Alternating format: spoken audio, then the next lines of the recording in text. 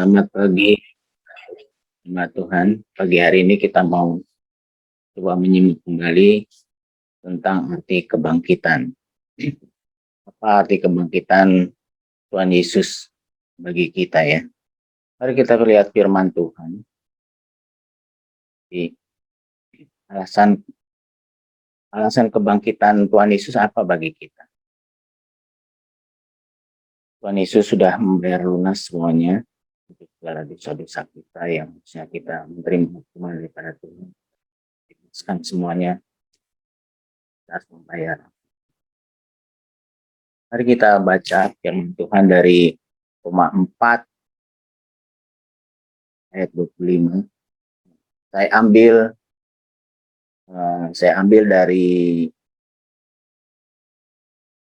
dari bahasa Indonesia sehari-hari ya. Kata demikian. Yesus itu sudah diserahkan untuk dibunuh karena dosa-dosa.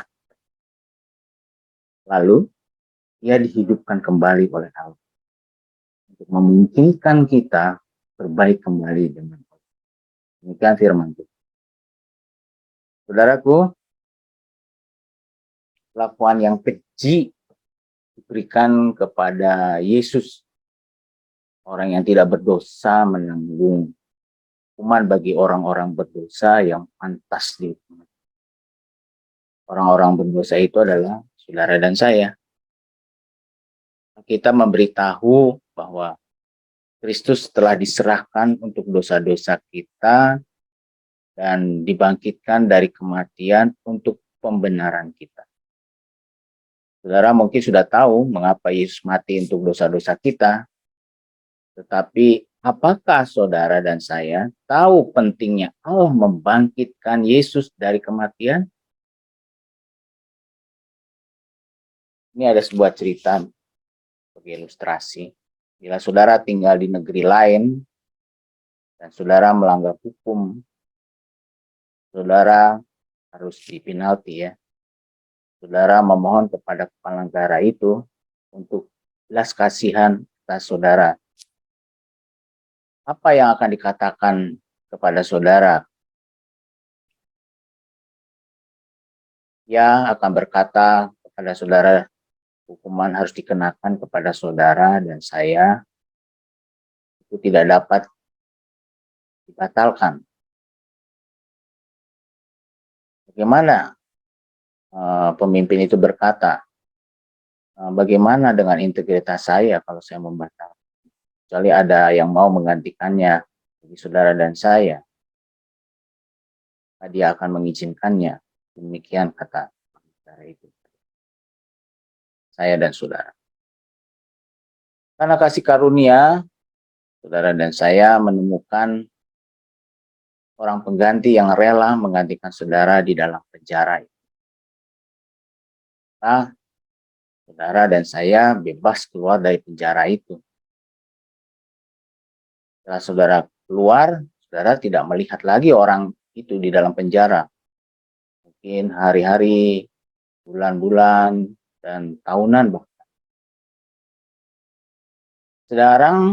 Saudara, tahukah kapan bahwa saudara sudah lunas membayar kejahatan saudara yang harus tanggung di penjara itu? Pada waktu saudara melihat, maksud saya, sekarang saudara ada di jalan, di luar penjara, bebas, berjalan-jalan. Lalu pada satu ketika saudara menemukan orang yang sebagai pengganti itu, dia bebas ada di luar sana. Maka saudara akan mengerti bahwa saudara tahu bahwa saudara sudah lunas dibayar pelanggarannya itu. Saudara sekarang mengetahuinya bahwa hukuman saudara sudah selesai dibayar. Sudah lunas.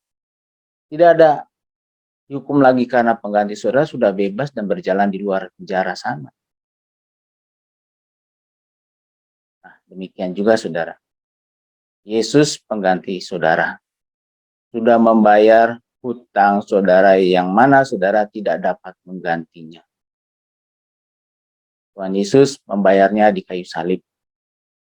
Semua dosa-dosa saudara dan saya ditaruh di dalam. Tuhan Allah menghukum Yesus sampai puas.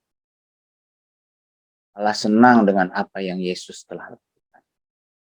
Oleh karenanya, Allah membangkitkan Yesus dari antara orang mati. Sekarang kubur Yesus telah kosong dan Yesus telah bangkit. Yesus menjamin selamanya. Yesus menjamin sepenuhnya. Saudara dan saya sekarang mempunyai status saudara menjadi orang benar.